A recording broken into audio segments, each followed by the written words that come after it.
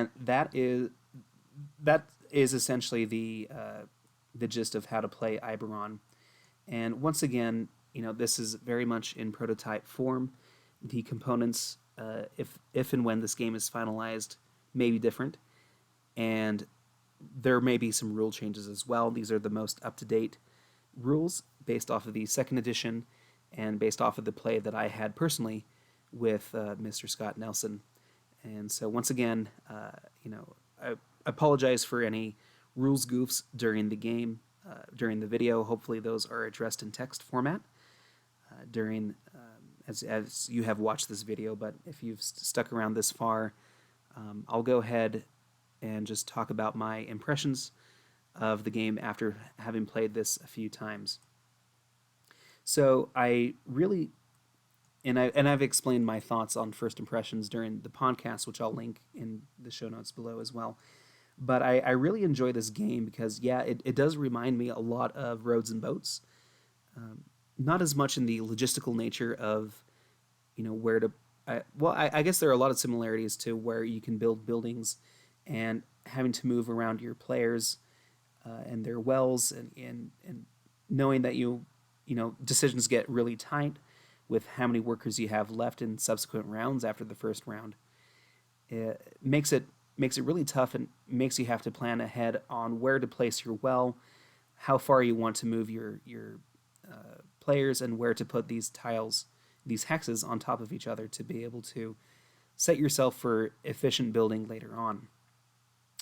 Lots of resource management as well, knowing when should I use horses to build a building versus when to move, and then using money as well.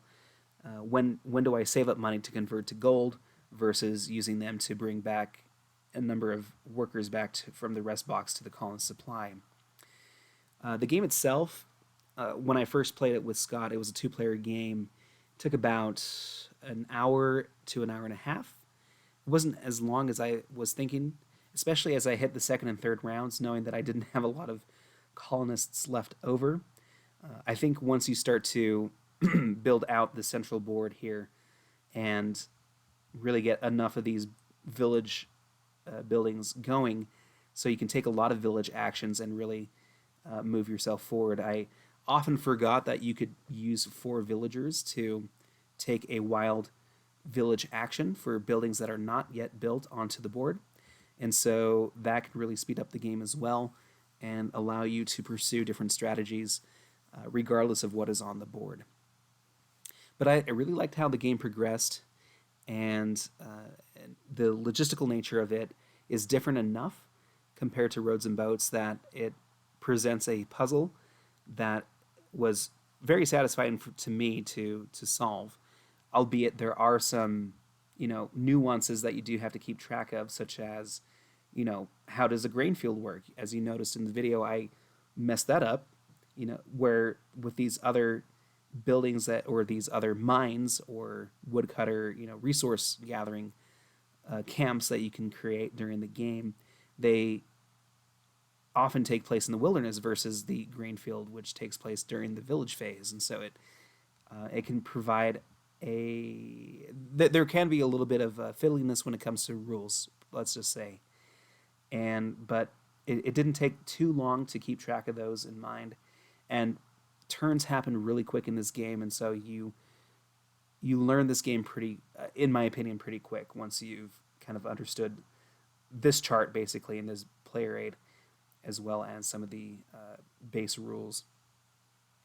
I think this game is really good, and I think what would elevate this game to the next level for me personally lies within this variant here. So we have 4 different individual buildings that we can build out with the variant that I described near the end of this video that have certain actions here.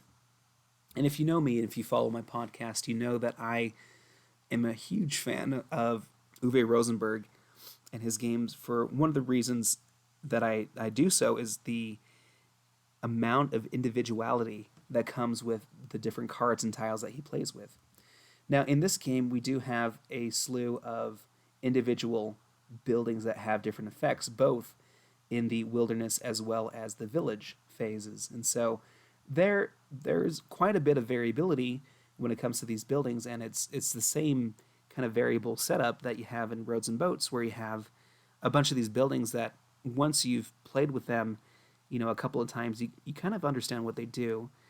And so I think what would keep me from really, or what would push me to keep coming back to this game over and over again, rather than just a handful of plays, is if there were more of these individual buildings that we could perhaps draft or randomly start with at the beginning of the game. I think of a game like Le Havre, where you have a whole stack of special buildings, but you only see 6 of them out of the 40 or 50 that are available each game, while all of the other buildings are the same. And so in that game, I felt like, on paper, it didn't sound like there was a lot of variability, but the differences are subtle but substantial enough that those special buildings could alter the way the game plays and the way the game feels. And I think if we just had a few more of these individual buildings that we could randomly set up at the beginning of the game with, in addition to these starting buildings here, that might create a variable enough startup and setup per game, per repetition, that I think that would take it to the next level. But that's not for me to say. That's for the designers to decide on. But I think leaning in on this idea of having just a bunch of individual buildings that are just one-ofs, right?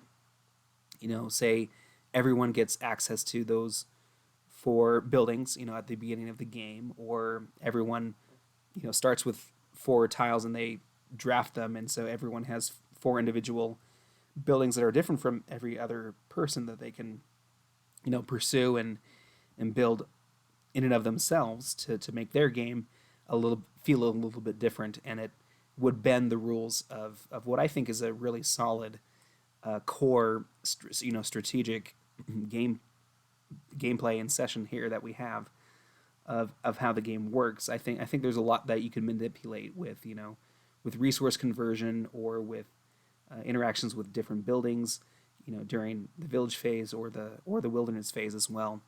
I think there's a lot that you can play with different variable buildings that you have different in each game.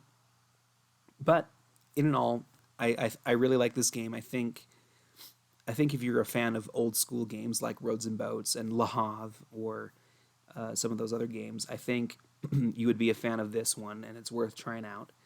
Right now, it's searchable and available only on Tabletop Simulator to mess around with if you want to play solo, or you can play up to 4 people. As you can see, I've removed some of those buildings from, or these starting player mats from the board here to show a 2-player game, but you can play up to 4.